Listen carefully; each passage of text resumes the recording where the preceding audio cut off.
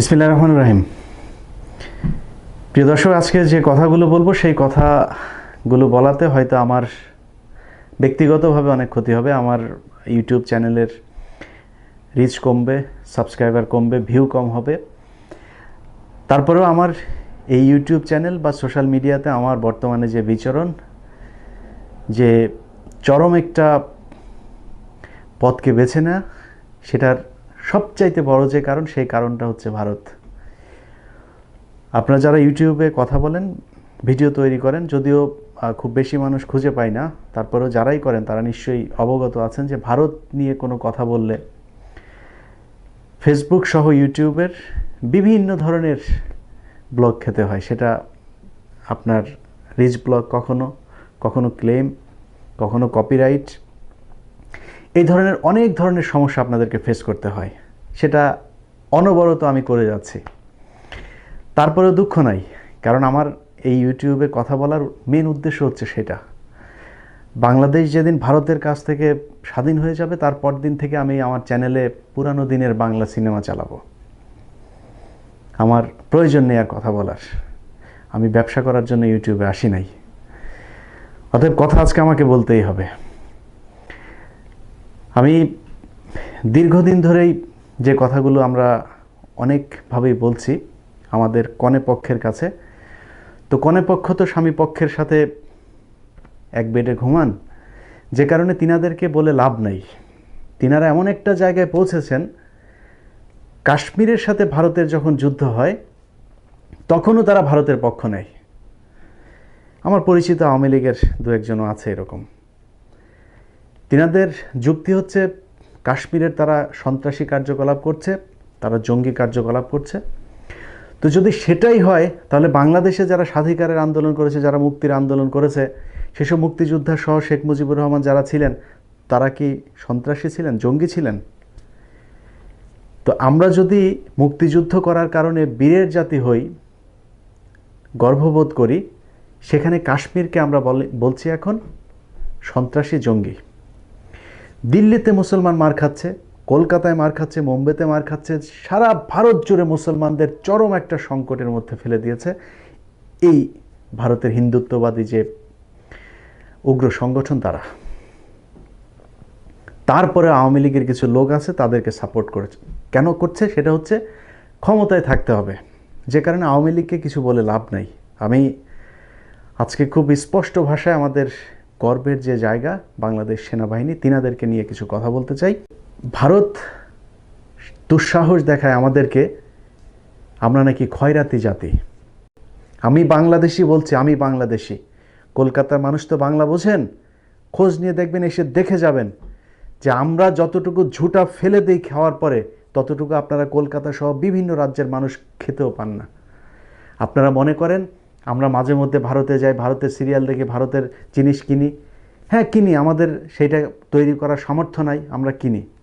কিন্তু তার মানে এই না যে আপনাদের কাছ থেকে সাহায্য নিয়ে বা বাংলাদেশের একজন মানুষ ভারতে চাকরি করার জন্য যাবে। নেভার। আপনাদের ভারতের অনেক হিন্দু বাংলাদেশে ডকুমেন্টেড অন্তত 10 লক্ষ ভারতীয় কাজ করছে বাংলাদেশে এই মুহূর্তে। আপনাদের যে বৈদেশিক যে রেমিটেন্স, সেই রেমিটেন্সের 8ম বৃহত্তম যোগানদাতা হচ্ছে আমি বাংলাদেশি।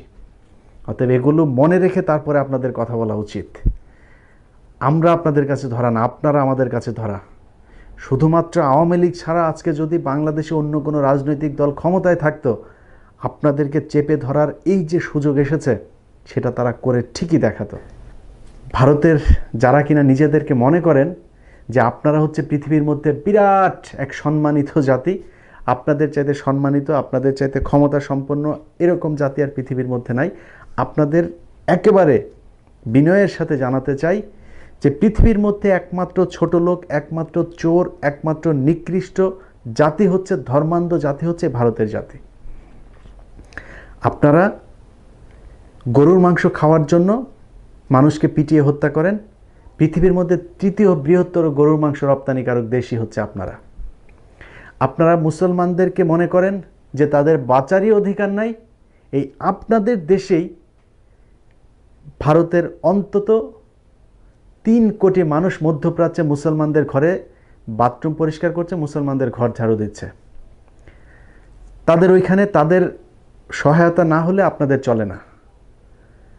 আপনারাই ভারতের একমাত্র পৃথিবীর সবচাইতে সুফি একটা জাতি, যেই জাতির এখন পর্যন্ত 100% মানুষের বাথরুম করার স্যানিটেশন ব্যবস্থা করা যায় নাই। खुले में हगना बंद करो, बाहर में जो हगेगा अपना गू खाएगा, बाहर में जो हगेगा अपना गू खाएगा, बाहर में जो हगेगा अपना गू खाएगा। बंद करो भाई, बंद करो। ভারত যে কাজটা এখন করছে সেটা হচ্ছে তারা তাদের পত্রপত্রিকাতে বাংলাদেশকে নিয়ে নানান ধরনের কথা বলে চীনের সাথে আমাদের সম্পর্কের একটা অবনতি করতে চাচ্ছে। দেখুন, ভারত এমন একটা দেশ, এদের মতো এত মানে গুজব আপনি কাকে বলে, আপনি খুব ভালো একজন গুজববিদ হয়ে যাবেন এদের মিডিয়া, এদের সাংবাদিকদেরকে যদি আপনি বিশ্বাস করেন, ফলো করেন। ভারতের চীনের সাথে তারা মার খেয়েছে, তারপরে দেখুন এখন নিজেরা নিজেদেরকে কিভাবে সাহস দিচ্ছে। আপনি তাদের পত্রিকাগুলো দেখুন। আনন্দবাজার পত্রিকা একটি নিউজ করেছে যেখানে বলছে যে কালি 5000, পাকিস্তান তো বটেই, কেন চীন উদ্বিগ্ন ভারতে তৈরি এই যুদ্ধাস্ত্রে। চোখ রাঙানোই সার চীনের, দক্ষতায় এগিয়ে ভারতীয় সেনা। নিজেরা মার খেয়ে ভূত হয়ে যাচ্ছে, অথচ হার্ভার্ডের গবেষক বলেছে যে তিনাদের সেনাবাহিনী বিরাট উন্নত। আরেকটা পত্রিকা এখানে বলছে চীনের উদ্বেগ বাড়িয়ে বিশ্বের সবচেয়ে উঁচু এয়ার স্ট্রিপে এয়ারফোর্সের বিমান নামলো ভারত। এদিকে ব্যাপক মার খাচ্ছে, এত কিছু হচ্ছে, চোখ রাঙাচ্ছে, তারা সেনাবাহিনী নাকি নিয়ে চীনের পুরো চারদিক ঘিরে ফেলেছে।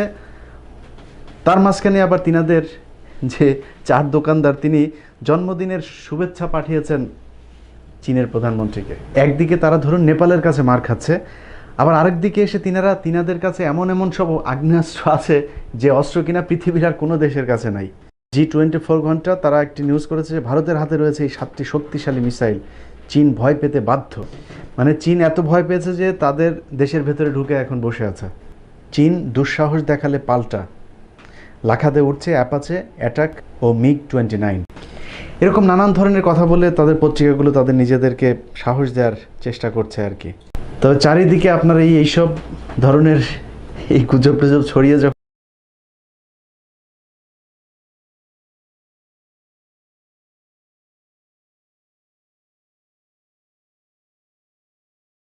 ভারতের একেবারে প্রথম সারির যেসব গণমাধ্যম আছে, খুব বিখ্যাত সাংবাদিক, তারাও বাংলাদেশের সেনাবাহিনী, বাংলাদেশের ক্যান্টনমেন্ট, তার ভেতরে কি হচ্ছে, ষড়যন্ত্র হচ্ছে, শেখ হাসিনাকে উৎখাত করার চেষ্টা চলছে, সেনাবাহিনীর অফিসারদের মধ্যে গণ্ডগোল হচ্ছে, এই ধরনের নানান ধরনের ম্যাসাকারের গল্প তারা সাজিয়ে তাদের পত্রপত্রিকাতে তুলছে এবং সেটার মধ্যে সুবীর ভৌমিক হচ্ছে সবচাইতে বেশি এটা নিয়ে আলোচনা করছে। আমি মনে করি বাংলাদেশ সেনাবাহিনীর উচিত এই ঘটনার একেবারে দাঁত ভাঙা জবাব দেয়া। অনেকের মনে হতে পারে যে বাংলাদেশ সেনাবাহিনী তো সেই জায়গায় নেই, তারা এরকম কিছু করতে পারবে না। দেখুন, আমি মনে করি বাংলাদেশের সবচেয়ে শোচনীয় একটি জায়গার মধ্যে গিয়েও আপনি যদি একটু আলো দেখতে চান, সেটা ক্যান্টনমেন্টের মাধ্যমেই দেখতে হবে। অনেকে অনেক ধরনের গালভরা গল্প করেন, সেনাবাহিনী স্বৈরাচার, সেনাবাহিনী জোর করে ক্ষমতায় নেয়। দেখুন, বাংলাদেশ সেনাবাহিনী যতবার বাংলাদেশের ক্ষমতা দখল করেছে ততবারই তাদেরকে বাধ্য করা হয়েছে ক্ষমতা নেওয়ার জন্য। একমাত্র জিয়াউর রহমানের ঘটনাটা যদি বাদ দেওয়া হয়, যদি প্রশ্ন করেন কেন জিয়াউর রহমানের ঘটনা বাদ দেওয়া হবে, কারণ সেটা কোনো বিদ্রোহ ছিল না, সেটা কোনো কু ছিল না, একেবারেই কিছু সংখ্যক বিপদগামী সেনা সদস্য সেই ঘটনাটা ঘটিয়েছে ভারতের পেছন থেকে ষড়যন্ত্র নিয়ে। তারপরে তো সেই ঘটনা ছাড়া অন্য যে ঘটনাগুলো ঘটেছে, সেই ঘটনাগুলো সবগুলোতে সেনাবাহিনীর স্বতঃস্ফূর্ত একেবারে সমর্থন ছিল। অনেকে বলতে পারেন যে জেনারেল শফিউল্লাহ টফিউল্লাহ থেকে শুরু করে যারা বিভিন্ন ধরনের কথাবার্তা এখন বলেন, তো তিনাদেরকে জোর করিয়ে তারপরে বলা হয়েছে, রেডিওতে গিয়ে বক্তব্য দেওয়া হয়েছে, সেনাবাহিনীকে নতুন মুস্তাকের যে সরকার, সেই সরকারের প্রতি সমর্থন দেওয়ার জন্য বলা হয়েছে। সেটার কারণ কি? কারণ হচ্ছে তাদের জোর করে বলা হয়েছে। তো জোর করে কারা বলিয়েছে? আপনাদেরকে সেনাবাহিনী বলিয়েছে। তার মানে হচ্ছে যেই পক্ষ জোর করিয়ে বলিয়েছে সেই পক্ষের শক্তি বেশি ছিল। অতএব সেনাবাহিনীর একাংশ না, বৃহদাংশ ছিল এই কুয়ের সাথে।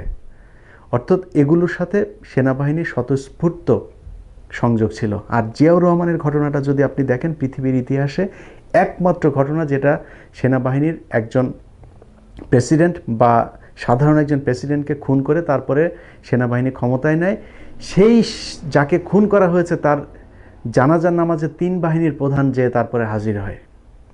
সেই ঘটনার মধ্যে কোনো রেডিও স্টেশন দখল করা হয় নাই, কোনো টেলিভিশন দখল করা হয় নাই, কোনো সাধারণ মানুষকে জানাজায় আসতে বাধা দেওয়া হয় নাই, কাউকে 570 সাবান দিয়ে গোসল করানো হয় নাই, 9 জন মানুষকে দিয়ে কারো জানাজা দেওয়া হয় নাই। অতএব সেটা ছিল একেবারে নেহায়েত অল্প কিছু সেনাবাহিনীর সদস্যদেরকে নিয়ে একটি বিপদগামী দলের হত্যাকাণ্ড। সেই ঘটনা ছাড়া 75 থেকে 111 প্রতিটা ঘটনাতে সেনাবাহিনীকে বাধ্য করা হয়েছে ক্ষমতায় আসতে, যে কারণে আমি সেনাবাহিনীর কোনো দোষ ওই ঘটনায় দেখি না। এখন এই মুহূর্তের কথায় যদি আপনি আসেন, যে গত নির্বাচন থেকে শুরু করে বেশ কিছু ঘটনায় সেনাবাহিনীর বিতর্কিত ভূমিকা আমরা লক্ষ্য করেছি। আপনি যদি মনে করেন যে আমার শরীরের হাতে ব্যথা করবে আর পা সেই ব্যথা অনুভব করবে না, মাথা ব্যথা অনুভব করবে না, এটা সম্ভব না। সাংবাদিক, পুলিশ, প্রশাসন সব জায়গায় যখন দলবাজি আর তেলবাজি চলছে, তখন সেনাবাহিনীর মধ্যে সেটার ঝাঁজ কিছুটা যাবে না, এটা কল্পনা করা যাবে না। যে কারণে সেনাবাহিনী তো হয়তো ঘটছে কিছুটা তেলবাজি করে। যে দেশে আপনার একজন পুলিশের সাব ইন্সপেক্টর ডিআইজি হতে পারে, আর সেই একই 12 বছরের মেয়াদকালে একজন এএসপি যিনি বিসিএস পরীক্ষা দিয়ে এসে এখন পর্যন্ত সিনিয়র এএসপি হতে পারে না, সেই দেশে তেলবাজি করতেই হবে আপনাকে, এটা বাধ্যতামূলক। কিছু মানুষ তো আছেই যারা কিনা উল্টো পথে চলার চেষ্টা করে, সেই মানুষগুলোর হিসেব বাদ। কিন্তু সামগ্রিকভাবে যদি আপনি চিন্তা করেন, তাহলে সেনাবাহিনীকে আপনি দোষ দিতে পারবেন না। যে কারণে সেনাবাহিনীর আমি কোনো দোষ দেখছি না। এই কারণেই আমি সেনাবাহিনীর উপরে আস্থা রাখছি এবং আমি মনে করছি যে সেনাবাহিনী এটার দাঁত ভাঙা একটি জবাব দেবে। এবং সেনাবাহিনীরও লক্ষ্য করা উচিত, আপনাদের গোয়েন্দা সংস্থা থেকে শুরু করে সবাই, আপনারা জানেন বাংলাদেশের মানুষ বর্তমানে ভারতের প্রতি তাদের মনোভাব কী। আর বাংলাদেশের সকল সাধারণ মানুষের প্রতি আমার একটা আন্তরিক অনুরোধ, প্লিজ আপনারা দেখুন, চীনের সাথে যুদ্ধ হচ্ছে, ভারতের লোকজন নিজেদের ঘরের টেলিভিশন বন্ধ করে দিয়েছে, ভেঙে ফেলছে। তো যদিও আমার বিশ্বাস হয় না যে তারা ভালো টেলিভিশন নিয়ে ভাঙবে, কারণ ভারতের দাদাদের সম্পর্কে তো আমরা জানিও, বাসায় বেড়াতে গেলে তারা বলে হচ্ছে যে দাদা খেয়ে এসেছেন না, যে খাবেন। সেই দেশের মানুষ ভালো টেলিভিশন ভেঙে ফেলবে এটা আমি বিশ্বাস করি না। কিন্তু তারা তাদের পণ্য বয়কটের জন্য কিন্তু আন্দোলন করছে। আমাদের ভারতকে সুযোগ এসেছে, দেখুন আপনি তো মোটরসাইকেল চালাচ্ছেন, মোটরসাইকেল কিনছেন, আমি নিজেও ইন্ডিয়ান মোটরসাইকেল চালিয়েছি, কিন্তু এখনকার যে পরিস্থিতিটা, সময় এসেছে আপনি হুন্ডা কিনুন, আপনি অন্য ব্র্যান্ডের মোটরসাইকেল আছে বিভিন্ন দেশে, তাদের মোটরসাইকেলটা কিনুন। প্লিজ আল্লাহর ওয়াস্তে ভারতের পণ্য বয়কট করুন, ভারতের টেলিভিশন, ভারতের মিডিয়াগুলোকে বয়কট করুন। দেখুন তারা আপনাদের কতটা বন্ধু, সেটা আজকে ভারতের যে পত্রপত্রিকা আছে সেগুলো দেখে বুঝতে পারছেন। সবাই ভালো থাকবেন, আল্লাহ হাফেজ।